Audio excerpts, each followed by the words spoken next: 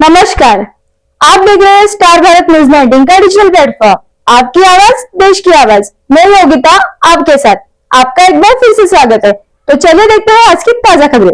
विकसित भारत का अमृत काल। बीजेपी सरकार के 11 वर्ष पूर्ण होने के उपलक्ष्य में परिवहन और केंद्रीय मंत्री नितिन गडकरी की नागपुर महाराष्ट्र में पत्रकार परिषद।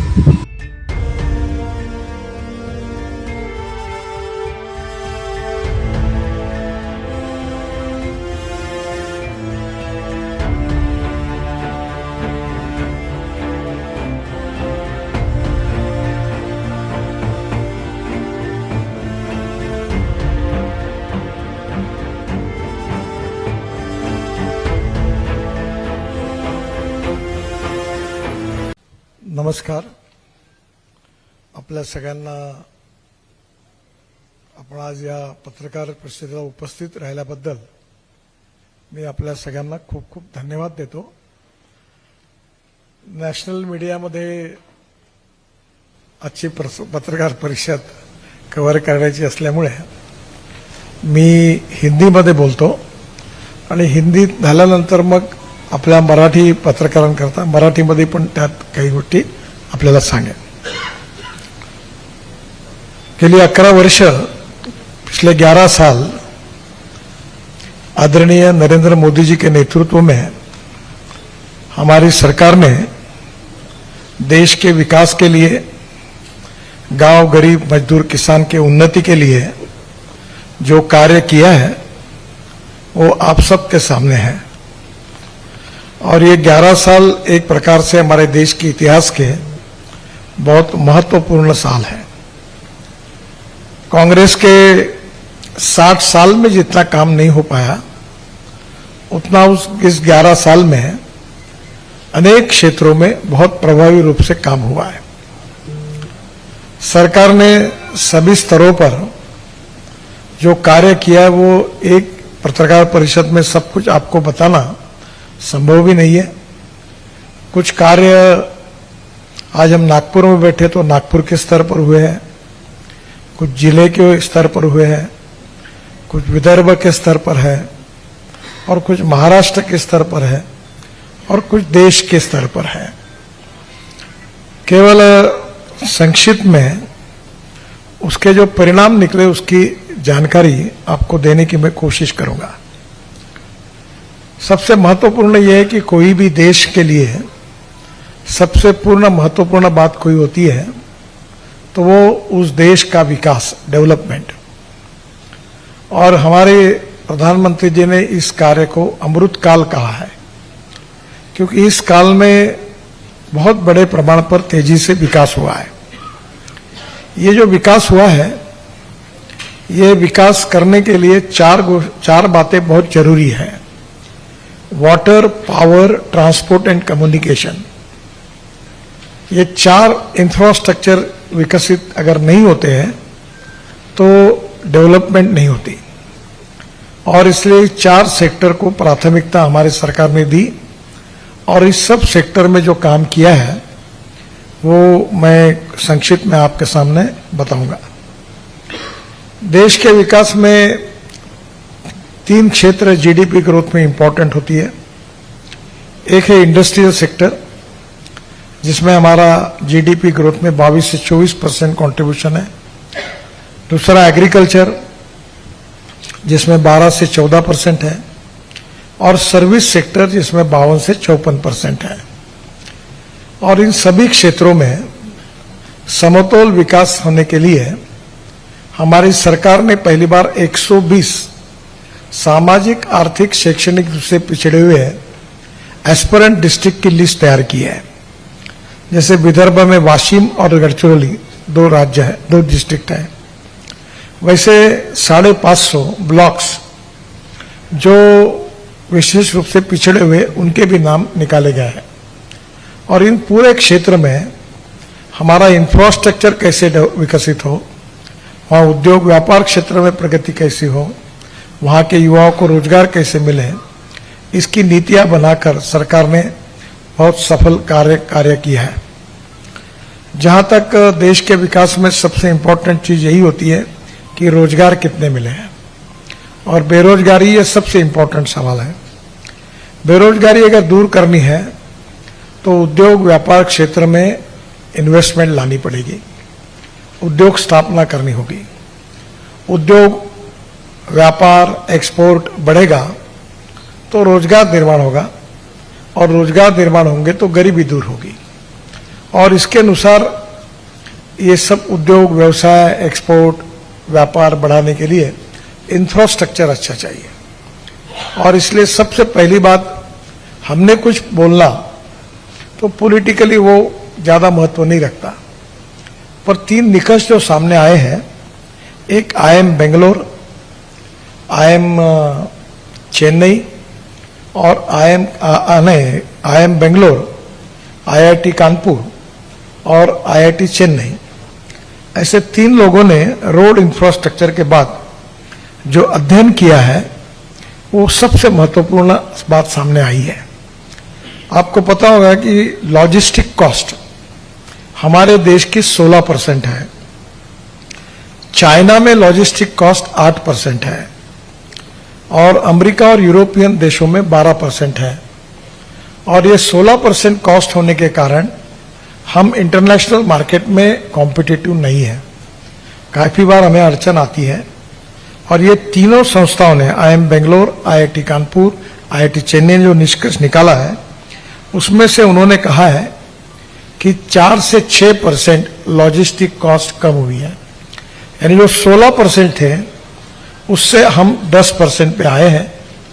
और ये रोड सेक्टर में जो काम हुआ उसके कारण उन्होंने ये रिपोर्ट में उसका उल्लेख किया है कि राष्ट्रीय राजमार्ग जो निर्माण किए गए उसके कारण ये पोर्ट पर या कहीं भी जो ट्रांसपोर्ट होता है उसके ये 4 से 6% कॉस्ट कम हुई। और 1 रुपये जब इंफ्रास्ट्रक्चर में खर्चा होता है तो इकोनॉमी में, GDP में 3 रुपये 21 पैसे की वृद्धि होती है। यानी इसका मल्टीप्लायर प्रभाव 3.2% से उससे मल्टीप्लाई होता है। और ये आज जो कॉस्ट है ये मोटी तौर पर समझो 10% पे आई है। तो मैंने 3-4 साल पहले कहा था कि हमारा ये प्रयास है कि हम सिंगल डिजिट में आए, 9% में आएंगे। तो मेरा विश्वास है कि दिसंबर एंड तक हमारी लॉजिस्टिक कॉस्ट 9% पे आएगी। तो ये करीब 7% अगर कम होती है तो हमारा एक्सपोर्ट 1.5 गुना से दुगना होगा, हमारे उद्योग व्यापार क्षेत्र में प्रगति और विकास का दर भी बढ़ेगा। तो ये एक सबसे महत्वपूर्ण बात इसमें हुई है। ये इसके साथ उनके बाकी भी निकष है बहुत, उन सबके डिटेल में मैं नहीं जाना चाहता।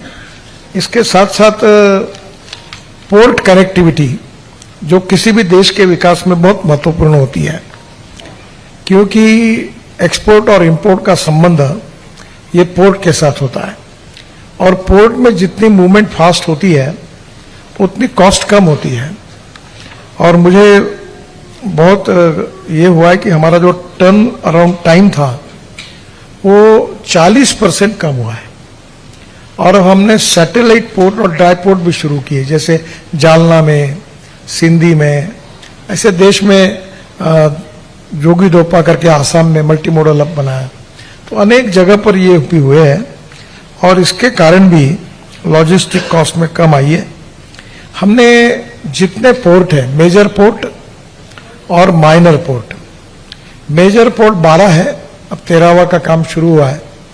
तो ये 13 पोर्ट जो है ये भारत सरकार के हैं और करीब 250-250 ये माइनर पोर्ट है जो स्टेट गवर्नमेंट के साथ है।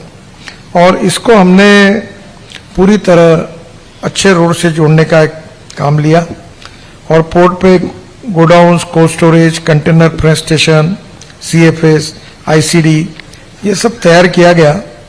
और इसके कारण विशेष रूप से रोड भी बन गए 4 लेन के, और जिसके कारण ट्रांसपोर्ट कॉस्ट यहाँ 25% कम आई और जो टर्न अराउंड है टाइम वो करीब 40% से ज़्यादा उसमें बचत हुई है। और इसलिए हमारे पोर्ट, कोई भी देश के विकास में वो पोर्ट जो होते हैं वो ग्रोथ इंजन होते हैं। तो एक बहुत बड़ा काम 11 साल में हुआ है और मुझे लगता है कि आने वाले समय में ये पोर्ट का विकास हमारे देश के लिए बहुत महत्वपूर्ण होगा। भारत सरकार में जो जनधन योजना थी वो पूरा यूरोप और जापान इकट्ठा किया तो भी इतने बैंक अकाउंट नहीं हो सकते। गरीब लोगों ने 65 करोड़ लोगों ने बैंक में अकाउंट खोले पहली बार। 10 करोड़ लोगों को उज्ज्वला योजना में गैस सिलेंडर प्राप्त हुए हैं। योजना है।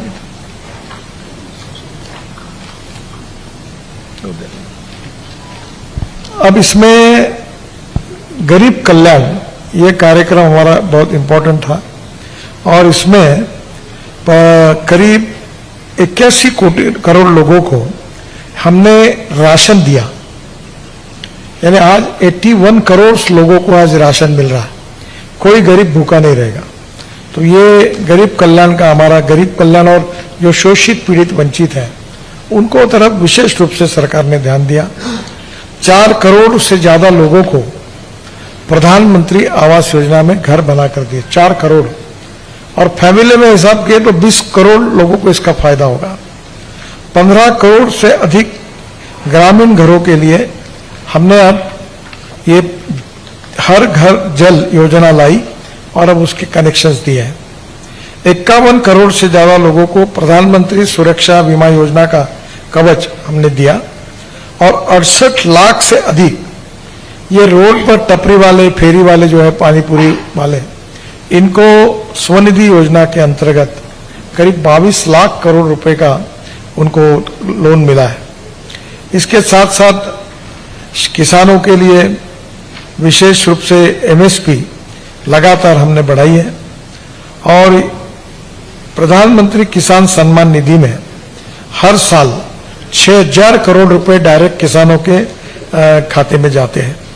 प्रधानमंत्री इंश्योरेंस स्कीम में 1.75 लाख करोड़ इतना बीमा के दावे निकले हैं। किसान क्रेडिट कार्ड 7 करोड़ से अधिक लोगों को किया। 10 लाख करोड़ का उनको सहायता मिला है। मेगा फूड पार्क है। एक प्रकार से अनेक योजनाओं में विशेष रूप से काफी बड़ा काम हुआ है। नारी शक्ति वंदन, आप एक इंपॉर्टेंट चीज देखिए कि बेटी बचाओ अभियान हमने शुरू किया। अब 980 बेटे और 1020 बेटियां रेशो बदल गया है। यानी आज बेटियों की संख्या जो बीच में कम हो रही थी वो खत्म हो गई। अब विशेष रूप से जो सैनिटरी नैपकिन है, पैड्स है, वो गरीब महिला बेचारे कहां से 1 रुपए में मिलने की सुविधा हुई। 18,000 ये जो हमारे कौन सी औषधि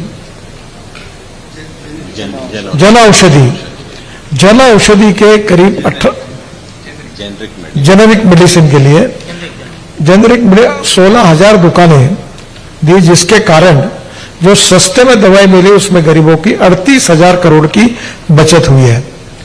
जैसे नारी शक्ति के लिए 33% आरक्षण सुनिश्चित किया गया।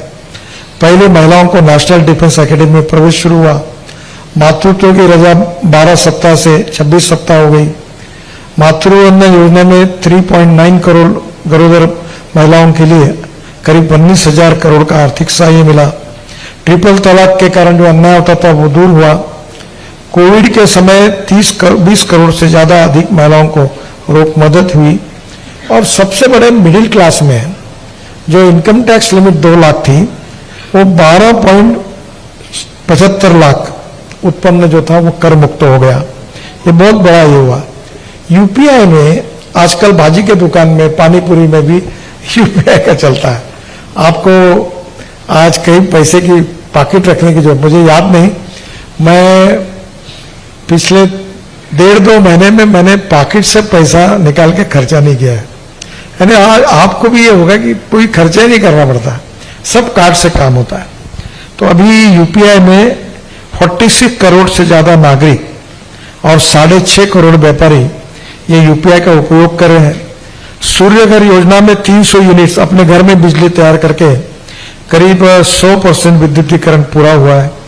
मुद्रा योजना में 32 लाख करोड़ रुपए का जो कर्जा है वो 52 करोड़ से अधिक लाभार्थियों को वितरित हुआ है। मेट्रो जो थी, जो केवल 2014 में 5 सिटी में थी, वो 2025 में 23 शहरों तक गई हुई है। नया शिक्षा धोरण आया जिसके कारण भी काफी बड़ा अंतर्राष्ट्रीय दर्जा हमको मिला है। करीब 15 एम्स थे और अभी वो विशेष रूप से 3 गुना बढ़े हैं। 15 एम्स 2014 से 2024 के दरमियान ये जो 7 IIT, 7 IIM, 490 यूनिवर्सिटी तैयार हुई है और वर्ल्ड स्टैंडर्ड के रैंकिंग में हमारी 49 यूनिवर्सिटी अभी आई है। एक समय केवल 5 यूनिवर्सिटी थी। स्टार्टअप इंडिया में 1.6 लाख से अधिक स्टार्टअप, 17.6 लोगों को रोजगार मिला है। 119 यूनिकॉर्न्स और वर्ल्ड में तीसरे नंबर पर भारत की स्टार्टअप इकोसिस्टम बन गई है। खेलो इंडिया में बहुत बड़े प्रमाण पर हमको मेडल्स मिले। हमारे प्लेयर्स के लिए योजनाएं बनाई। सुलभ आरोग्य में 55 करोड़ से अधिक लोगों को और ये जो 5 लाख का मुफ्त ट्रीटमेंट मिल रही है और 70 साल के ऊपर के ज्येष्ठ नागरिक भी इसमें है। 220 करोड़ लोगों को कोविड की लस हमने दी है और इसके साथ साथ 23 एम्स और 2045 मेडिकल कॉलेजेस, 16,000 से वैद्य के जन औषधि दुकानें, मैंने बताया आपको। मिशन इंद्रधनुष में 5.4 कोटि बालक, 1.3 कोटि गर्भवती महिला, उनके लसीकरण का काम हुआ। ऑपरेशन सिंदूर, इसमें हमने टेररिस्ट के जो किए थे स्थान थे वो नष्ट किए। 370 कलम दूर किया और कश्मीर का विकास इतना हुआ है कि आप में से बहुत से लोग अगर कश्मीर जाएंगे तो ढाबे पर आप बोलो नागपुर से आए हो, पैसे नहीं लेते लोग। बहुत लोगों ने मुझे बताया, टैक्सी वाला पैसे नहीं लेता। इतना सुंदर काम north east, Arunachal, Meghalaya, Tripura, Jammu Kashmir, Srinagar, even Kargil के नीचे बहुत बड़ा झोजिला टनल बनी हुई है। हमारे विशेष रूप से जो हमारा एक्सपोर्ट है डिफेंस का, पहले पूरा हम इंपोर्ट करते थे, इस बार पहली बार 25,000 करोड़ का हमने एक्सपोर्ट किया है। हमारी INS विक्रांत जो विमान वह नौका है वो भी एक वर्ल्ड स्टैंडर्ड की हमने की। सबसे इंपॉर्टेंट नक्सलवाद के कारण पूरा एरिया था जिसमें बिहार था, उसमें उड़ीसा था, झारखंड था, छत्तीसगढ़ था, महाराष्ट्र था, तेलंगाना था, आंध्र प्रदेश था। अब नक्सलवाद लगभग समाप्त हुआ है और अनेक कमांडर और नक्सलवादियों ने समर्पण किया है। अभी ईज ऑफ डूइंग बिजनेस में हम 142 स्थान पर थे वर्ल्ड में, अब हम 63 स्थान पर आए हैं। हमने 15,000 से पुराने कायदे रद्द कर दिए। बहुत लोगों को तकलीफ होती थी, केसेस चलती थी, वो सब कानून रद्द हुए हैं। और विशेष रूप से जागतिक आर्थिक महाशक्ति में अभी हम लोग वर्ल्ड की 4th लार्जेस्ट इकोनॉमी हम बनने का कोशिश कर रहे हैं। ऑटोमोबाइल सेक्टर में मैं जब मंत्री बना तो हमारा 7वां नंबर था। अभी 6-7 महीने पहले हमने जापान को पीछे डालकर अब हम 3रे नंबर पर आए हैं। हमारी 13 लाख करोड़ की इंडस्ट्री आज 23 लाख करोड़ की हुई है। चाइना नंबर 2 पर है, वो 48 लाख करोड़ की है और अमेरिका नंबर 1 पर है, वो 78 लाख करोड़ की है। और ये ऑटोमोबाइल इंडस्ट्री है कि जो हमारे देश में सबसे ज्यादा रोजगार और सबसे ज्यादा एक्सपोर्ट ये इंडस्ट्री हमारे यहाँ देती है। 4.5 करोड़ युवाओं को रोजगार दिया और आज फिर से alternative fuel, biofuel, ethanol, methanol, biodiesel, LNG, CNG, electric, hydrogen, सब में हम काम कर रहे हैं और जिसके कारण आने वाले दिन में हमारा एक्सपोर्ट बढ़ रहा है। और यही इंडस्ट्री है कि जो राज्य सरकार को और भारत सरकार को सबसे ज्यादा GST दे रही है। तो एक प्रकार से किस प्रकार से आर्थिक क्षेत्र में प्रगति हो रही है आपको पता है। PLI योजना में हमने 1.61 लाख करोड़ की इन्वेस्टमेंट आई है और 14 लाख करोड़ का उत्पादन हुआ है।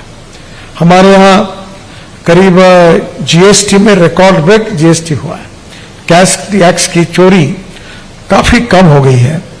विशेष रूप से 24-25 में हमारी आर्थिक वस्तु और सेवा में 825 अब्ज हमारी निर्यात हुई है। विशेष रूप से हमारे 14-15 में 5,978 पेटेंट थे, आज वो 1,01,03,557 पर आए, 17 गुना उसके बढ़े हैं। इंफ्रास्ट्रक्चर में तो बहुत बड़ी सुविधा हुई है। रोड का तो आपको पता ही है, अभी प्रधानमंत्री ग्राम सड़क योजना में 4 लाख करोड़ के रोड बनाए गए। जो हवाई अड्डे थे जो 74 थे वो 160 हो गए और उड़ान योजना में अभी 86 जो नए एयरपोर्ट हुए उसमें से 88 नए गांवों को जोड़ा गया है। देखते रहिए स्टार भारत न्यूज 19 का डिजिटल प्लेटफॉर्म, आपकी आवाज देश की आवाज। ऐसी अन्य ताजा खबरों के अपडेट्स के लिए हमारे चैनल को ज्यादा से ज्यादा लाइक, शेयर, कमेंट और सब्सक्राइब करें।